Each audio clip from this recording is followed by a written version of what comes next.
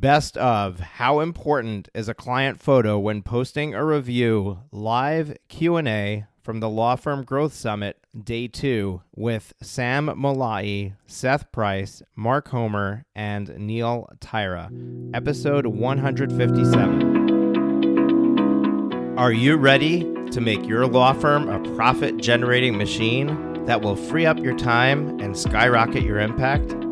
With more than 2 decades of business growth experience and having proven that you can be successful while prioritizing your family and your impact, introducing the Profit with Law podcast. I am your host, the creator of the Firm Differentiator 10X Effect, Moshe Amsel.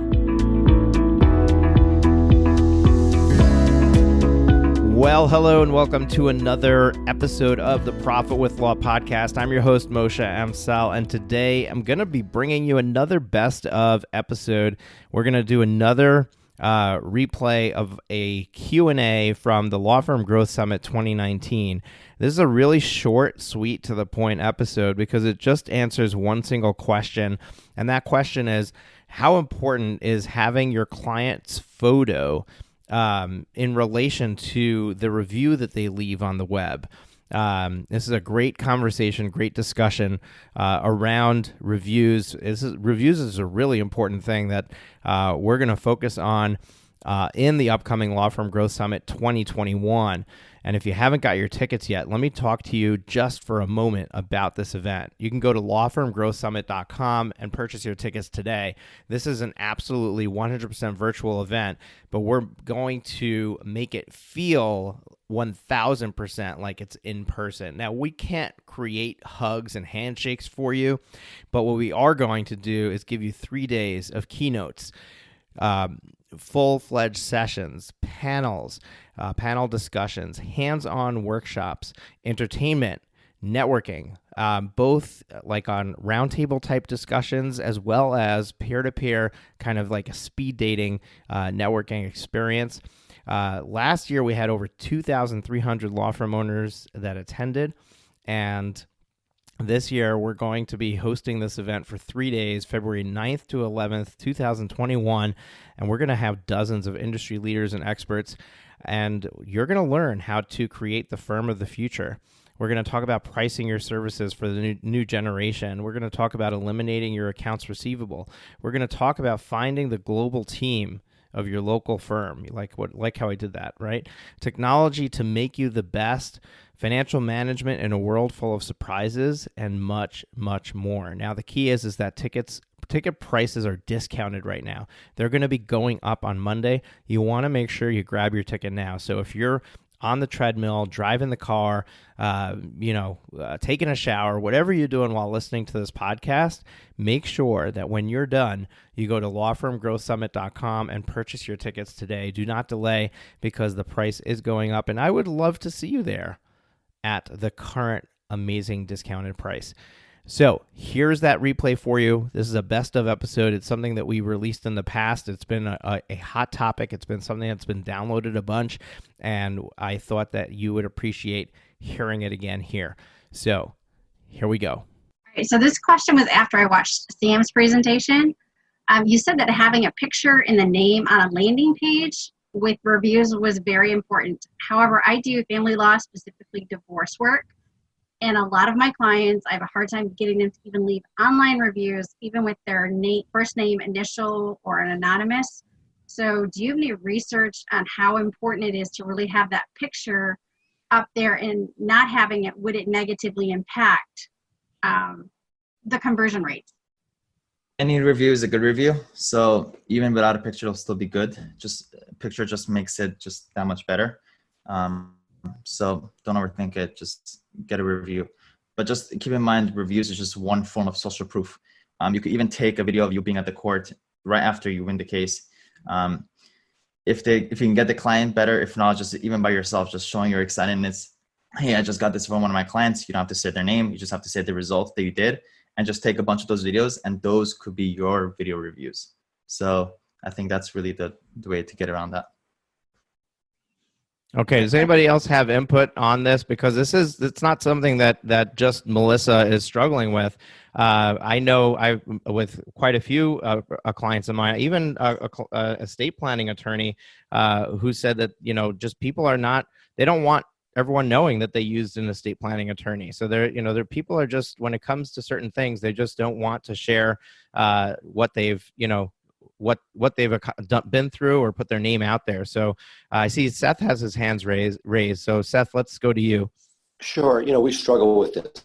I started my firm as a criminal defense firm, and while we have family and now, very often, I first, as it was just said, any review is a good review.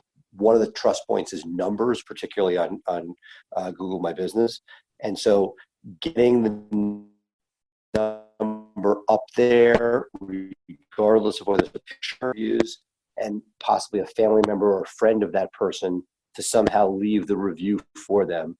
But I would say that the review itself is the first and primary concern, and the accoutrement, such as a photo, should be secondary.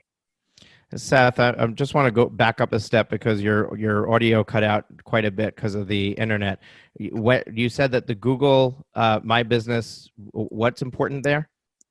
Well, just getting the number up, the number of reviews is so important. So regardless of photo, as a touch point, making sure the number is significant.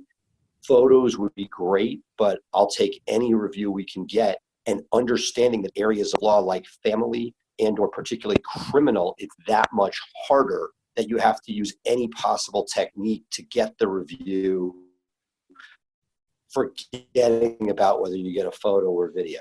Right. And okay, so for that, I'm just going to point everybody to a podcast episode, the Profit with Law podcast. We did an interview with Sam Mollaei, who's here, and he shared with us his process that he followed to get over 1,000 Google business reviews. He's now at, I believe, over 1,200. And he's got a 5-star rating. So obviously somebody who goes to check him out, they see that quantity of reviews and that level of stars. They know that he doesn't have that many friends boosting that number for him. So, there's a certain number that when you have that number, people are like, okay, who left a review for this person? But once you go beyond that number, now it's believable. So that's why I think that Seth's spot on there with the quantity of reviews being an important thing. Mark, over to you. Yeah, so everything Seth said, completely agree. Just some examples, kind of from clients. We've had clients tell us that once they really focused on getting reviews, and if it's just you, then it's a little extra work. If you can get if you have any other client-facing paralegals or anything that can help. The way it works for a lot of people is they go about it by kind of reminding them that maybe the way they helped figure out how they would come find an attorney, or how they go about finding any kind of service professional, is looking at some reviews. And so it'd be really helpful if you could leave me a review, right? So kind of just telling them what the typical customer journey is, and then they're like, oh yeah, I'm happy to help. But we've had clients literally tell us that somebody has hired them and said, you had 3 times more reviews as anybody else, and 100 people can't be wrong.